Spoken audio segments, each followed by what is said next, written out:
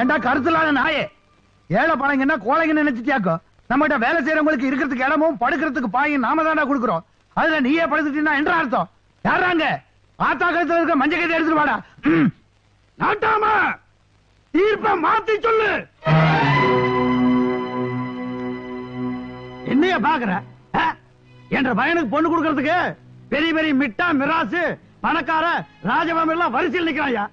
வெளியில் நின்று பிச்சை எடுக்கிற பிச்சைக்கார கூட்டம், 5க்கும் 10க்கும் கூலி வேலை செய்யற ஜென்மம், இவங்களுக்கு 2.5 தாலி கட்டுறதா? என்னையா அநியாயம்? இவனாட்ட பணக்கார வீட்டு பசங்கள்லாம் இந்த மாதிரி சின்ன சின்ன விளையாட்டெல்லாம் விளையாடுற சகஜம் தானையா?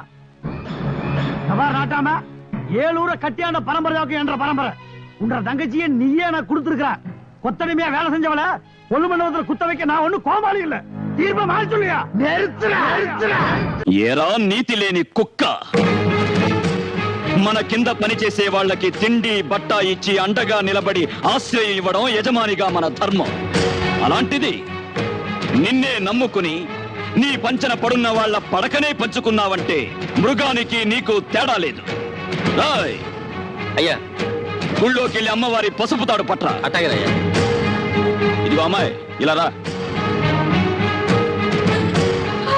ఏ చేతులతో అయితే ఆ అమ్మాయి జీవితాన్ని నాశనం చేశావో అదే చేతులతో ఆ అమ్మాయి మెళ్ళలో తాళి కట్టి కొత్త జీవితాన్ని ఇవ్వు. ఇదే ఈ పాపారాయుడు తీర్పు. పాపారాయుడు, నీ తీర్పు మార్చు. అయినా ఇలాంటి అలగాజనంతో ఆడుకోవటం మాలాంటి జమీందారులకు మామూలే. నేను నీ చెల్లెలు భర్తని, వీడు మాకు పుట్టిన బిడ్డ. కాస్త ముందు వెనక ఆలోచించి తీర్పు ఇవ్వడం నేర్చుకో. ఆపరా.